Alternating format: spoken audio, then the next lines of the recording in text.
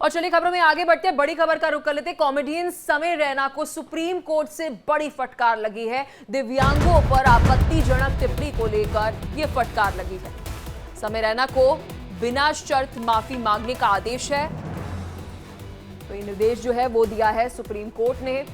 विपुल गोयल, बलराज, सोनाली ठक्कर को भी आदेश है। बता दें कि बलराज जो है, जो इंडियाज गॉट लेटेंट शो चलता है, उसकी ओनरशिप जो है वो बलराज के पास है। और इस पूरे मामले पर ना केवल समय रैना को माफी मांगनी होगी, विपुल गोयल, बलराज, सोनाली ठक्कर को भी ये निर्देश दिए गए हैं। निशांत, जगदीश तंवर और साथी सोनाली ठक्कर उर्फ सोनाली आदित्य देसाई को दिव्यांग लोगों के खिलाफ उनकी कथित असंवेदनशील टिप्पणियों के लिए अब माफी मांगनी होगी। यूट्यूब चैनल पर बिना शर्त माफी मांगने को कहा गया है। ये बड़ी खबर आपको बता रहे हैं क्योंकि देखिए पूरा मामला जो है समय रैना की अगर हम बात करें तो हाल फिलहाल में अपनी स्टैंड अप कॉमेडियन, फिर उसके बाद एक शो के लिए जो है इंडियाज गॉट लेटेंट के लिए जाने जाते हैं। ये बहुत वायरल हुआ और फिर उसके बाद यूट्यूब पे आपको बता दें कि शो जो है अपलोड किया जाता था। कुछ अगर हम सेगमेंट्स की बात करें उसके लिए सब्सक्रिप्शन लेनी पड़ती थी, लेकिन लगातार इस पूरे शो पर विवाद बढ़ते गए। पहले तो आपत्तिजनक चीजें कहना और फिर उसके बाद दिव्यांगों पर भी टिप्पणी करने को लेकर यह पूरा मामला सुप्रीम कोर्ट चला गया था। इस खबर पर विस्तार से जानकारी के लिए पूरे एनालिसिस के साथ हमारे लीगल एडिटर आशीष सिन्हा हमारे साथ जुड़ चुके हैं। आशीष, विस्तार से इस खबर पर जानकारी दीजिए। यहाँ पर समय रैना के अलावा 4 और शख्स थे। विपिन गोयल, बलराम, परमजीत, सोनाली ठक्कर और निशांत जगदीश। इनमें से 4 जो थे, समय रैना, विपुल, बलराज और निशांत, ये सारे अदालत में अपीयर हुए थे। और सोनाली ठक्कर जो थी वो वीडियो कॉन्फ्रेंसिंग के जरिए अदालत में आज अपीयर हुए थे। आज मामले की सुनवाई के दौरान सुप्रीम कोर्ट ने जमकर फटकार लगाई। दरअसल जिस सभी शो का आप जिक्र कर रही थी, इंडिया गॉट लेटेंट, तो इनमें एक एपिसोड प्रसारित हुआ था। इसी शो का एक एपिसोड था जिसमें दिव्यांग व्यक्ति का इन्होंने उपहास किया था, मजाक उड़ाया था। यह मामला एसएआर फाउंडेशन की तरफ से सुप्रीम कोर्ट में दाखिल किया गया था और सुप्रीम कोर्ट ने पिछली बार भी इनको फटकार लगाई थी और अदालत में अपीयर होने के लिए कहा था। आज मामले की सुनवाई के दौरान सुप्रीम कोर्ट ने जमकर फटकार लगाई।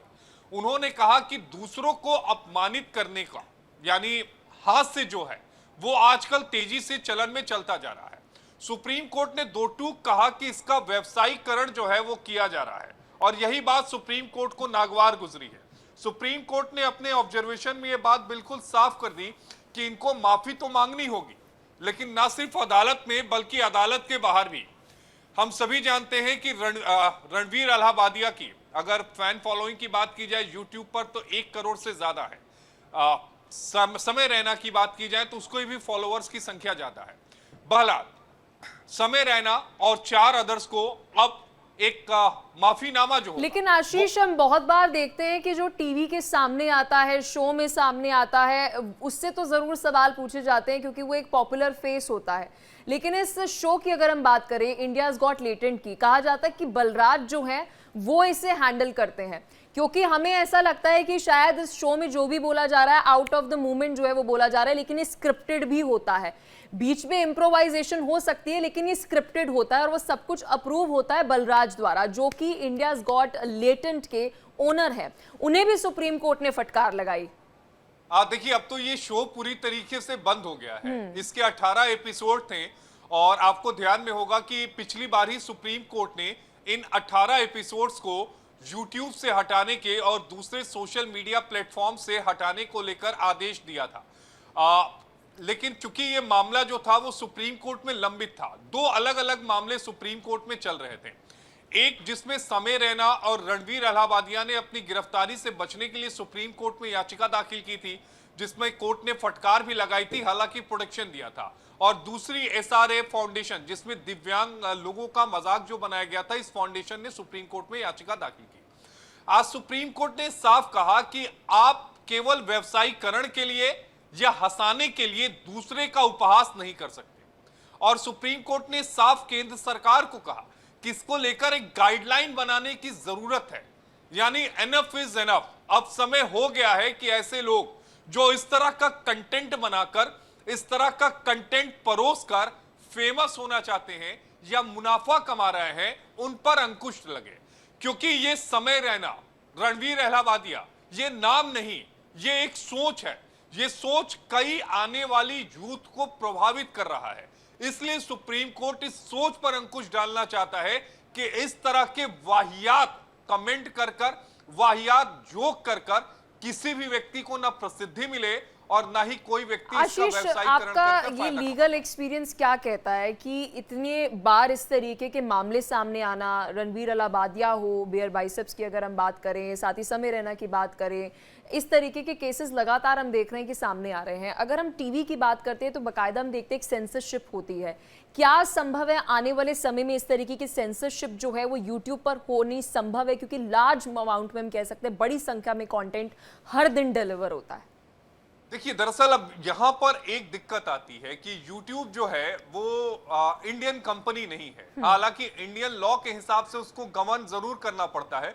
YouTube का जो एल्गोरिज्म है, अगर आप उसको ध्यान से देखेंगे तो कई ऐसे वर्ड्स हैं, अगर वो चाहे हिंसा का हो, चाहे वो रेप वगैरह जैसे वर्ड्स आते हैं या फिर इसके दृश्य आते हैं, तो YouTube अपनी तरफ से स्ट्राइक मार देता है। लेकिन इस बात को भी समझना पड़ेगा कि YouTube है तो आखिर मशीन ही ना, है तो एक सॉफ्टवेयर ही, उसकी भी एक कैपेसिटी है। लेकिन हमें इससे थोड़ा इधर जाकर देखना होगा। समाज में एक मैसेज का जाना बेहद जरूरी है। मैसेज ये कि अगर आपने इस तरह का कंटेंट बनाया तो ना सिर्फ आप पर आर्थिक जुर्माना लगेगा, बल्कि आप जेल की सलाखों के पीछे भी जाएंगे।